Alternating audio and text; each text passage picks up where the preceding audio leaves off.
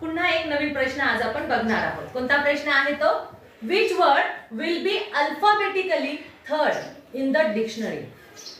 Alphabetically third म्हणजे alphabetically माहिती आहे ना, ए टू झेड पर्यंतचे जे काही स्पेलिंग्स असतात त्या स्पेलिंग नुसार, म्हणजे डिक्शनरी मध्ये तुम्हाला सांगलंय डिक्शनरी मध्ये ए टू झेड अल्फाबेटिकली असे शब्द असतात. मग तुम्हाला तिथे काय विचारले त्यांनी? अल्फाबेटिकली थर्ड तिसरा शब्द येणारा कोणता अल्फाबेटिकली. मग सर्वात अगोदर आपल्याला ए टू झेड ने सुरू होणारे शब्द शोधायचे. आता इथे त्यांनी ऑप्शन दिलेले आहे. या ऑप्शन मध्ये बी आहे, बी आहे, बी आहे, बी आहे.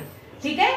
मग आता इथे आपण बी लिहून घेऊ. ओके, असे 4 शब्द आपण लिहून घेणार आहोत. मग पहिला शब्द कोणता आहे? आता समजा इथे ए आहे, इथे पण ए आहे, इथे ए आहे, इथे ए आहे, इथे पण ए आहे. ओके. आता अल्फाबेटिकली ए नंतर कोणता अल्फाबेट येतो?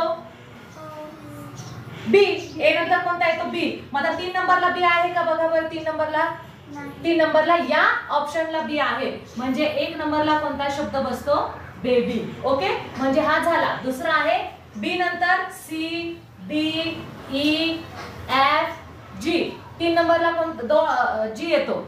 म्हणजे बी ए जी बॅट हा 2 नंबरला बसतो. म्हणजे हा पण झाला. आणि याच्यामध्ये आपल्याला आता शोधायचं जी नंतर एच, आय, जे, के, एल. आरच्या अगोदर यल येतो. म्हणजे 2 नंबरला कोणता? हा बॉल आहे.